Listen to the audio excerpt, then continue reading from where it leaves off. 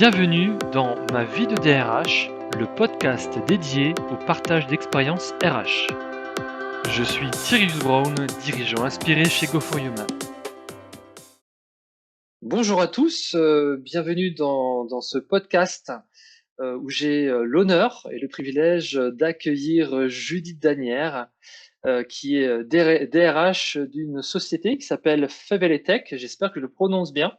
Oui, On va aborder ensemble une thématique qui intéresse beaucoup d'entre nous, et notamment c'est la thématique de l'équilibre vie privée, vie professionnelle. Donc bonjour à toi Judith. bonjour à toutes et à tous. Ce que je te propose Judith, c'est de te laisser un petit peu de temps pour te présenter, dire qui tu es, dire ce que tu fais. Moi, je m'appelle Judith Hector Danière. Je suis DRH actuellement pour le groupe Fevletech, que j'ai rejoint il y a un an avec beaucoup de bonheur parce que c'est une très belle année et j'espère qu'il s'en suivra plein de belles années. Au-delà de ça, je suis dans les ressources humaines depuis plus d'une vingtaine d'années. J'ai travaillé dans différents groupes, plutôt des grands groupes internationaux. J'ai travaillé pour le groupe Renault, ensuite j'ai travaillé pour le groupe SEB, pour le groupe Danone et pour le groupe Richemont sur les marques Je gère le Coultre et Cartier. Et voilà, ensuite j'ai pris la décision d'orienter ma carrière vers des entreprises à taille qui me semblait un peu, enfin ouais, à taille humaine, un peu plus petite en tout cas. Voilà, depuis l'année dernière, je travaille avec grand plaisir pour Fevlet. Bah, quel parcours, bravo. Sujet du jour, équilibre vie privée, vie professionnelle. Alors, pour toi, qu'est-ce que c'est que l'équilibre vie privée, vie professionnelle? Comment tu le caractérises? Je le caractériserais de manière assez simple, je pense. C'est-à-dire que l'équilibre vie pro, vie privée, déjà, je tiens à préciser que c'est un équilibre, et en tout cas, c'est une notion qui est personnelle. C'est-à-dire que mon équilibre vie pro, vie privée n'est pas forcément celui de tous ceux et qui vont m'écouter, en tout cas pas au degré près. En fait, c'est réussir à trouver son propre équilibre entre sa vie professionnelle et sa vie personnelle, savoir manager ses priorités, ce qui fait sens pour nous, ce qui nous fait vibrer et garder du temps pour ce qui nous reste, ce qui nous tient à cœur et ce qui nous tient vivant. Sachant que pour les uns comme pour les autres, ça peut être des choses différentes à des degrés complètement différents. Donc pour moi, la notion d'équilibre vie pro, vie privée, en fait, c'est une notion qui va en fait chercher pas quelque chose qui est du degré d'un 50-50, mais qui est du degré de qu'est-ce que j'ai envie en fait dans ma vie, tout simplement. Alors, avant de commencer cette vidéo, ce podcast, tu m'avais partagé 4 piliers qui me paraissaient très intéressants. Oui, alors, c'est une réflexion suite à bon, voilà, à tout ce que j'ai pu vivre personnellement. Et j'ai effectivement, on partageait ensemble que je suis actuellement assise sur un tabouret qui a 4 pieds et que c'est très bien, parce que j'ai découvert que moi, dans ma vie, en tout cas, c'est l'expérience et la leçon que j'en tire. Je pense qu'il y a 4 piliers qui sont importants et qu'il ne faut pas négliger et que négliger, l'un par rapport à l'autre peut avoir des conséquences qui ne rejoignent pas justement ce dont on a envie. Donc, pour moi, il y a un pilier qui est celui, de la vie, familiale avec, mes enfants. Voilà, il y a un pilier qui est celui de mon couple avec, mon partenaire. Il y a un autre pilier qui est, mon pilier professionnel avec mon entreprise et il y a un pilier qui est, mon équilibre à moi, personnel, avec moi-même. Voilà et donc, je pense que, pour avoir une vie équilibrée, il faut investir ces 4 piliers et que faire défaut à l'un d'entre eux, c'est se trouver, justement un peu déséquilibré. En tout cas, il faut avoir conscience de ce dont tu as besoin dans chacun de ces piliers pour pouvoir bien équilibrer, l'ensemble, des autres et en tout cas se retrouver à quelque chose qui nous correspond. Al alors, comment faire pour trouver cet équilibre entre ces 4 piliers? Pour moi, en tout cas de par mon expérience, ce que je tire comme leçon avec le recul, c'est que pour trouver ces 4 piliers, il y a une étape qui m'a été, on va dire un peu plus imposée par la vie, c'est pas forcément celle que j'avais prévue, mais en tout cas, c'est une étape qui est essentielle et aujourd'hui je remercie, beaucoup, voilà, la vie, l'univers, peu importe, pour m'avoir fait passer par cette étape-là. C'est la connaissance de soi, hein, tout simplement. Trouver son équilibre sans savoir ce qu'on veut, ça me semble, compliqué, et donc à un moment donné de ma vie, j'ai été amenée à me poser plus de questions sur moi, sur ce que je veux, sur ce que je suis et c'est ce qui m'a amenée à réfléchir sur ce qui fait sens pour moi et donc en sachant mieux ce qui fait sens pour moi, j'ai réussi à trouver et à laisser ou à faire, surtout à faire, pas à laisser, mais à faire de l'espace parce que c'est un acte volontaire, à faire de l'espace pour, ce qui est important pour moi. Voilà. OK, tu parles beaucoup de sens, de connaissance de soi. Comment on arrive à mieux se connaître? Qu'est-ce que tu as fait pour arriver à mieux te connaître, à trouver ce sens profond? Alors, je passerai par, différentes étapes. La première étape, par laquelle je suis passée, je vais être, très transparente et très ouverte là-dessus, c'est pas l'épisode le plus heureux de ma vie, mais néanmoins, c'est un épisode qui m'apporte aussi, ça peut paraître bizarre, mais beaucoup de bénéfices, c'est mon divorce. À l'issue de mon divorce, ben, c'est vrai que, moi, j'investissais beaucoup, 2 des piliers qui sont, la vie professionnelle et la vie, familiale ou en tout cas ma vie de mère. Et j'ai passé beaucoup de temps à consacrer à tout ça et c'était l'essentiel, de mon temps. Et donc, bah, au final, quand je me suis retrouvée, toute seule, chez moi, sans mes enfants, bah, ça a été un gros choc qu'il a fallu, encaisser parce que voilà, les périodes où je les ai pas, c'est des périodes qui sont assez compliquées pour moi. Par contre, je me suis dit: «Ben, il faut en faire quelque chose» et c'est vrai que je me suis retrouvée dans une situation où je me disais: mais j'ai même pas réfléchi à qu'est-ce que je veux, qui je suis, qu'est-ce que je peux faire en fait quand, je suis pas au boulot et quand je suis pas une maman? Qu'est-ce que je veux? Qu'est-ce que je suis? Qu'est-ce que je peux faire? J'y avais pas réfléchi parce que j'investissais que sur ces 2 piliers-là. Donc par la force des choses, quand on se retrouve seul dans son salon, bah, on réfléchit et on se dit: «OK, hein, ça veut dire qu'il va falloir que j'y réfléchisse» et c'est là où je dis que ça a eu des aspects bénéfiques parce que ça m'a forcée à faire le pas, d'y réfléchir et de trouver ce qui faisait sens pour moi. Et c'est là où, en fait, je parle d'équilibre et où comment dire? J'insiste sur le sens. C'est-à-dire que en fait, j'ai dû réfléchir à ce qui était important pour moi. Quelles étaient mes valeurs? Qu'est-ce que j'avais envie de ouais, de laisser dans ce monde finalement, après mon passage pour pouvoir, se dire: «OK, ben, ce qui me reste de vie, ce que j'ai de temps de libre, je l'utilise à faire quelque chose qui est important pour moi». Voilà. Et c'est là-dessus que je trouve, en fait, que se situe l'équilibre. C'est pas tant, enfin moi je mets pas de notion de jugement à dire il y a peut-être des gens qui vont trouver plus leur équilibre à dire, bah, moi je passe plus de temps au travail, d'autres qui vont dire, je passe plus de temps avec mes enfants et cetera.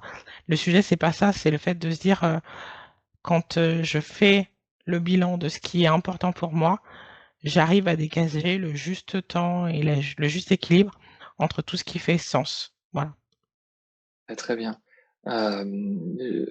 Tu as connecté au fait le sens de ton existence aux actes de ton quotidien. Qu'est-ce que ça a changé dans ta vie professionnelle de DRH? Ah, clairement, ce que ça a changé dans ma vie professionnelle de DRH, c'est, je dirais que c'est mon énergie en premier. Mon énergie parce que, bah, forcément, en fait, en ayant plus de temps pour moi et c'est une découverte et qui fait partie aussi de l'équilibre vie pro, vie privée. C'est-à-dire que je suis DRH par passion. J'adore mon métier. Je me lève le matin et enfin, il y a un certain nombre de moments dans la journée où je me dis: «J'ai trop de la chance de faire ce que je fais parce que j'adore ce que je fais». Et comment dire? Et quand on est passionné, on a tendance à se laisser, manger par cette passion-là et à être à fond dans notre passion et du coup, c'est vrai que j'avais gardé peu de temps pour moi et au final, le fait d'avoir ce temps pour moi-là, que j'ai investi, je me suis rendu compte qu'il y avait des moments où j'étais dans des niveaux de jauge, qui étaient vraiment, vraiment, vraiment très bas, heu et heu et du coup, je me suis rendu compte que prendre du temps pour moi, ça me mettait dans des niveaux d'énergie qui me permettaient de faire, plein de choses avec les autres et de donner plein de choses que j'ai envie de donner aux autres, que je n'étais pas en mesure de donner avant parce que j'avais juste, plus d'énergie. Donc investir ce champ-là, ça m'a permis de comprendre l'importance, heu, d'équilibrer, de pas aller, trop dans les extrêmes et justement d'investir ce temps pour moi, pour avoir plus d'énergie et plus de choses à donner, aux autres. Je sais que c'est une phrase qu'on dit souvent et qui peut paraître un peu, voilà, comme, sonner comme un discours, mais c'est une réalité en fait. Je me rends compte qu'aujourd'hui, quand je garde du temps pour moi, je me ressource. Quand je me ressource, ben, en fait, quand je suis avec mes enfants, je peux faire, beaucoup plus de choses que quand, j'ai travaillé je ne sais combien d'heures dans la semaine et qu'au final, quand je les ai, je suis fatiguée et aujourd'hui, ben, du fait de ma condition, forcément, je prends beaucoup plus, d'attention à me dire quand je suis avec eux, je veux faire des choses, qui nous rendent tous, heureux et de comprendre ça pour moi, pour ma famille, pour mes enfants, ça m'a permis de le comprendre aussi, pour le boulot aussi et de se dire: «Ben, si je suis une DRH qui est épuisée, je suis pas une DRH qui est, le plus efficace du monde» et bah, on en a parlé tout à l'heure aussi, c'est vrai que je suis pas forcément une DRH qui renvoie le meilleur message. Parce que dans les messages que je veux envoyer en tant que DRH, bah, il y a cette notion d'équilibre, il y a cette notion de bien-être et quand moi-même on me sent pas bien, ah bah, quel message j'envoie aux autres, parce que j'ai conscience que dans ma position, parce que je fais, parce que je dégage, parce que je suis, je renvoie un message aux autres et si je suis pas, bien moi, bah, je peux difficilement vendre que l'entreprise, ce que je fais, ce que je mets en place, rend, les gens heureux s'ils me voient pas, heureuse moi-même. Et ce qu'on partageait tout à l'heure, c'est vrai que bon, moi, ça m'est arrivé même, dans ma carrière d'être alertée par des collaborateurs qui venaient dans mon bureau, qui disaient: «Mais on te voit sur tous les sujets et en fait, on commence à s'inquiéter pour toi parce que tu es partout en fait et tu gères un petit peu tout». Et ça m'a alertée aussi, parce qu'il y a des fois où on est tellement à fond qu'on oublie qu'il y a plein de gens qui nous regardent, mais pas qui nous regardent, forcément avec un regard, de méfiance à dire: «Tu dois en faire plus, tu dois en faire plus». C'est aussi des gens qui nous regardent parce que, bah, ils nous apprécient et ils se soucient de nous et ils se soucient de ce qu'on fait et si, ils se disent: «La DRH, elle est à bout, elle travaille, de telle heure à telle heure et elle a pas de vie et on s'inquiète pour elle», bah, c'est pas le bon message que je renvoie parce qu'en tout cas, c'est pas celui que je veux véhiculer. Voilà. C'est intéressant ce que tu dis parce que tu mets en relief, une notion très importante. Pour être efficace, il faut pas que du temps, mais il faut aussi de l'énergie et quand on prend pas soin de son énergie et ben, on n'est pas efficace même si on a du temps. Mmh. Alors, je rencontre beaucoup de DRH qui sont vraiment, vraiment, vraiment à fond dans leur travail et ils sont aussi c'est souvent des femmes, hein, voilà, il y a une proportion importante de RH femmes, mais aussi des DRH hommes évidemment. Mais ces personnes-là, ces DRH-là, courent toute la journée, ont beaucoup de mal à trouver un équilibre parfait entre leur vie privée et vie professionnelle. Tu parlais tout à l'heure de 4 piliers: la vie professionnelle, la vie de couple, la vie de maman et puis aussi cette vie personnelle pour soi. Comment arriver à trouver ce temps, pour ces 4 vies? Alors déjà une, c'est déjà compliqué, mais 4, comment tu as réussi à faire ça? Concrètement, je vais parler de manière très pratico-pratique parce que je suis aussi quelqu'un de très pragmatique. Je dirais que je vais, peut-être jouer un peu sur les mots. J'ai pas trouvé du temps, j'en ai fait. C'est Ah, qu'à un moment donné, réalisant l'impact, tellement plus puissant que je pouvais avoir sur les gens, sur mon métier, auprès de ma famille, en étant, beaucoup plus en énergie qu'en étant en énergie haute, j'ai envie de dire qu'en énergie basse. Je me suis dit: «C'est quelque chose qui est indispensable» et donc c'est pas, que le temps s'est imposé à moi, c'est j'ai trouvé du temps, j'ai fait de la place dans mon agenda, pour tout ce qui était important pour moi et je me suis astreint à le faire et par contre, ça nécessite aussi de se dire, bah, à partir du moment où je fais de la place dans mon agenda pour ce qui est important pour moi, pour trouver de l'énergie, où j'accepte de garder du temps pour moi, ça veut dire que je fais aussi un travail sur moi-même pour, accepter que me dire oui à moi, c'est aussi, dire non à certaines personnes, à certains moments. que ce soit, le partenaire avec qui je suis, que ce soit, mes enfants ou que ce soit, au niveau, professionnel. Voilà. Donc ça nécessite un certain niveau de confiance, en tout cas, ou de non culpabilisation pour pouvoir se dire je sais que quand je me dis «oui» à moi, au final, je fais du bien aux autres et il y a ce cap-là qui était nécessaire pour moi parce que je croyais qu'être disponible tout le temps pour les autres, je leur rends des services et en fait, je me rends compte que je leur rends beaucoup plus service quand parfois je leur dis: «Non, je suis pas disponible» et que ce «non, je suis pas disponible», je l'occupe avec du temps que je prends, pour moi, pour être, dans une meilleure énergie. Donc il y a cette notion-là de savoir dire non. On a aussi parlé de la notion de savoir se faire aider. J'ai accepté le fait que je suis pas une Wonder Woman et que je ne peux pas tout faire toute seule, tout le temps. C'est juste, pas possible. Sur mon métier, quand je regarde, voilà, mon agenda, j'ai pas le temps de tout et donc je me fais aider sur un certain nombre de choses. Donc j'ai aussi travaillé ma capacité à déléguer un certain nombre de choses, à faire confiance parce que, déléguer, c'est faire confiance. Mais faire confiance, au travail comme à la maison. Donc à la maison, ça nécessite, effectivement des fois d'avoir, la possibilité de le faire, hein, mais je me suis dit: «Je reste quand même autour de cette notion de temps qui est importante pour moi». Le temps, il doit être utilisé pour quelque chose de qualité, pour avoir une vie qui fait sens et qui est utile aux autres et donc j'ai regardé tous les pans de ma vie de manière très pragmatique, où j'avais le sentiment de faire quelque chose qui avait pas de valeur ajoutée et qui était pas forcément utile aux autres et donc tout ce que j'ai pu, dans mes moyens, déléguer, je l'ai délégué. Donc ouais, je vais être très pragmatique, et je sais que c'est pas possible pour tout le monde, mais néanmoins, c'est moi ce que j'ai fait. Il y a voilà, le ménage, je l'ai délégué. Le fait de faire du ménage dans ma tête aussi, je l'ai délégué. Je me suis fait aider, par des coachs, et cette année encore, je me fais aider, en termes de coaching pour pouvoir, trouver le meilleur équilibre. Je me fais aider par des coachs, sur, moi, mon développement personnel. Je me fais aider par des coachs sportifs, sur ma capacité à avoir une meilleure santé. Je me fais aider, par mes parents, quand je me retrouve coincée. Je me fais aider par mon ex-mari, quand, j'arrive pas à gérer mon agenda.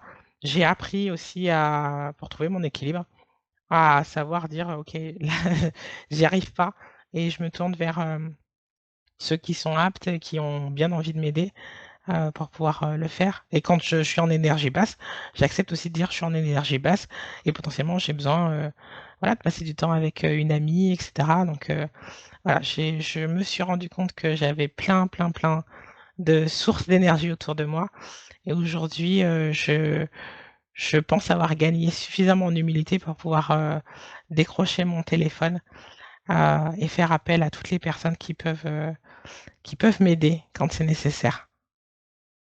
J'adore en fait cette notion de ménage, ménage, organisationnel, donc dans ton organisation, mais aussi, tu disais ménage, dans ta tête.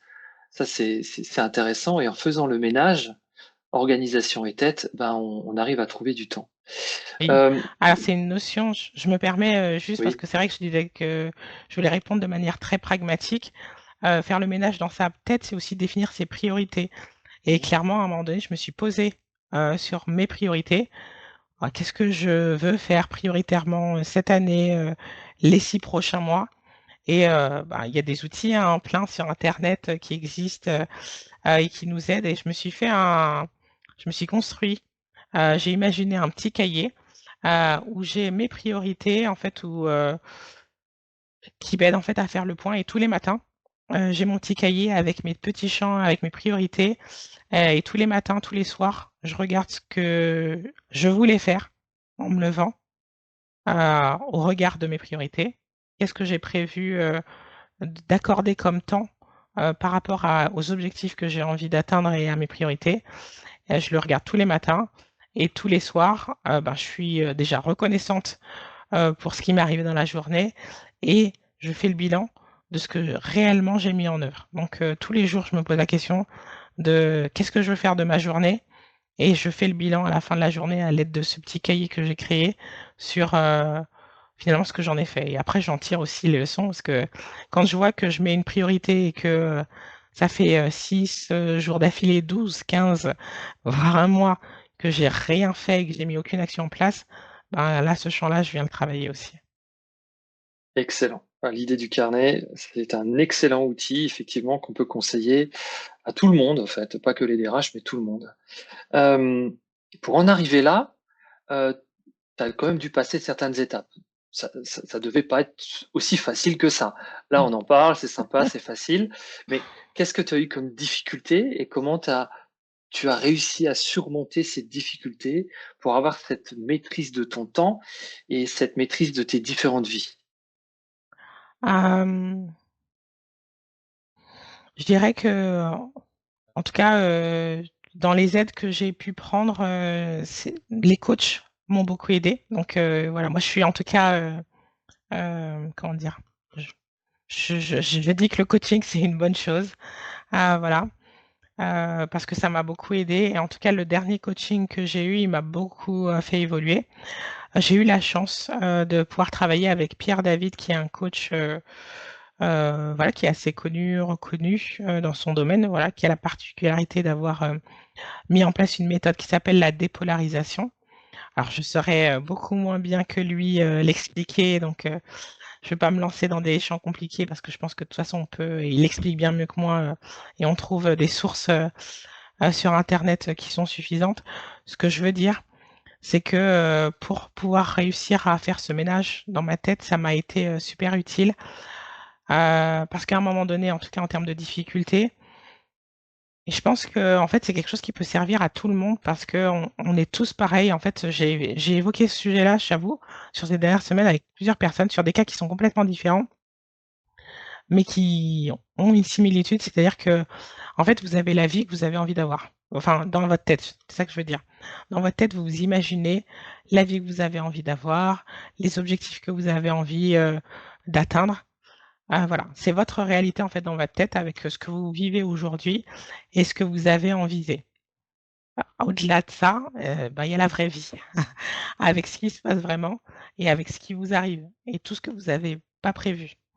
Et là, clairement, je vous avoue, ben, c'est clair, hein, mon divorce, je l'avais pas programmé, je l'avais pas prévu.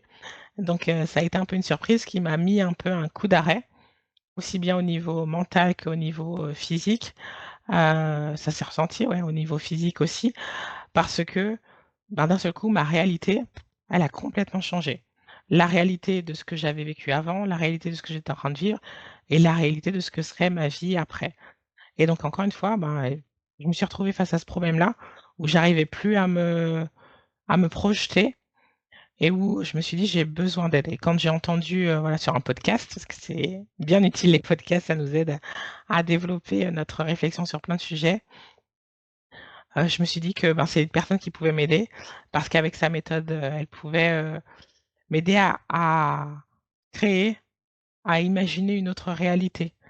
Voilà et donc en fait, j'ai échangé sur ce thème-là sur ces dernières semaines avec plusieurs personnes, des personnes qui avaient vécu un décès, des personnes qui avaient vécu, des événements traumatisants et en fait, on vit souvent avec cette image de ce qu'on aurait voulu et malheureusement la vie, c'est pas toujours ce qu'on voudrait.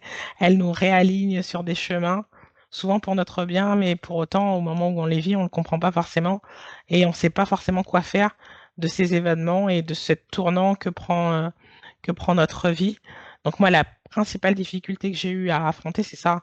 C'est dire, quand tu es, une battante, que tu as envie, que tu fonces et qu'il y a plein de choses que tu fais et tu les as et que d'un seul coup la vie elle t'arrête, elle dit: «Ah bah là non, tu avais prévu d'aller là, mais en fait ça va pas se passer comme ça» et que tu as pas l'habitude que la vie elle te mette un stop, bah, du coup tu dois te réaligner et la vie elle met des stops à plein, plein, plein de gens. Donc ma principale difficulté ça a été ça et du coup, c'est quelque chose qui était utile pour moi parce que ça m'aide et aujourd'hui sincèrement, hein, je trouve que ça me rend une meilleure DRH parce que ça m'aide à mieux comprendre, les gens, à comprendre ce qu'ils vivent et à comprendre le fait que chacun voit sa vie avec son prisme, avec, son imagination, avec sa réalité et que des réalités, ben, finalement, il y en a plusieurs et 2 en fait, on peut, si on en a conscience, on peut un peu façonner et orienter et c'est de là, en fait, que j'ai fait aussi ce petit cahier en me disant: «OK, j'ai ma trajectoire. Il se peut qu'il se passe plein de choses, en fait, sur ma trajectoire, mais j'ai ma trajectoire et en fait, je suis consciente de tout ce qui se passe sur mon chemin et je me laisse pas trop aller». Donc je dirais que ma principale difficulté, ça a été que la vie, en fait, vous pouvez faire ce que vous voulez, vous pouvez être aussi performant, en pleine énergie que vous voulez. Il y a des choses, vous les avez pas prévues, elles se passent. C'est pareil pour les gens, c'est pareil pour les entreprises et comment vous rebondissez. Et là, je trouve qu'en tout cas, cet accompagnement-là, il m'a donné, des clés pour ça, pour rebondir et pour accepter et pour, kiffer aussi Qui fait. ces rebondissements. Voilà. Excellent. Tu me fais penser à quelque chose. Je viens de sourire parce que j'ai un texte affiché juste au-dessus de mon écran de Lao Tzu, hein, le grand sage chinois qui a écrit ça il y a 3000 ans. Si vous corrigez votre esprit, le reste de votre vie se mettra en place. Voilà, Et moi, j'en suis convaincue. exactement. Judith, si tu avais 2 conseils à donner à nos auditeurs pour arriver à trouver un meilleur équilibre vie privée, vie professionnelle, quels seraient ces conseils? Eh ben, moi, je trouve que ça fait bien le lien, hein. Moi, je resterais un peu accrochée, à Lao Tzu, hein. J'ai évoqué la notion moi, j'aime bien dire ça, alors peut-être, c'est ma personnalité, mais dire: «Je suis, le CEO, le président de ma vie». Donc je suis en maîtrise malgré, voilà, que le fait que, bien évidemment, j'ai conscience qu'il y a plein d'événements qui pourront arriver et que je n'ai pas prévu. Pour autant, je suis, ma propre entreprise et donc voilà, donc je crée ma trajectoire, je crée l'envie que j'ai pour mon entreprise, je mets en place les moyens qu'il faut pour atteindre, mes objectifs et un CEO, il est rarement tout seul, et donc il se fait aider. Donc la première notion qui est importante pour moi, c'est cette notion de: «Je suis le boss, de ma vie». Par contre, pour être le boss de ma vie, il faut que j'ai conscience de moi, de mes limites, de mes capacités, que je sois en capacité de me faire aider, de définir une trajectoire et de comprendre que la trajectoire que j'ai tracée et il y a de grandes chances que ce soit pas celle à laquelle je vais arriver. La vie va m'apporter plein de choses, mais je suis prête à les accepter et à rebondir. Voilà, c'est la première. Et la deuxième, je dirais que, en tout cas dans notre métier de DRH, on est, en permanence en fait avec les gens. On est en permanence avec les collaborateurs, avec, les managers, avec les directeurs, avec les présidents et on doit jongler, parmi toutes ces notions-là et toutes ces personnes. Une fois qu'on a fini avec toutes ces personnes-là, on arrive à la maison et on a, nos enfants qui nécessitent encore, plein d'autres choses, notre partenaire qui nécessite encore plein d'autres choses.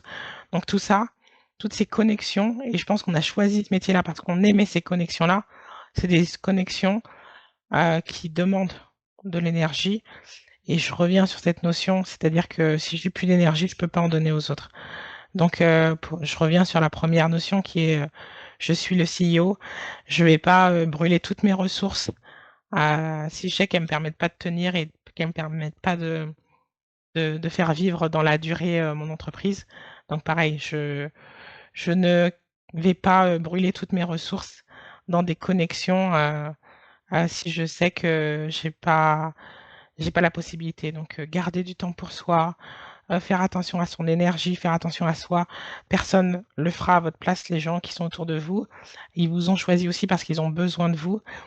Donc voilà, c'est à vous de faire attention aussi à vous et de vous aider en acceptant que des fois, aider les gens, c'est, se dire oui à soi et dire non aux autres.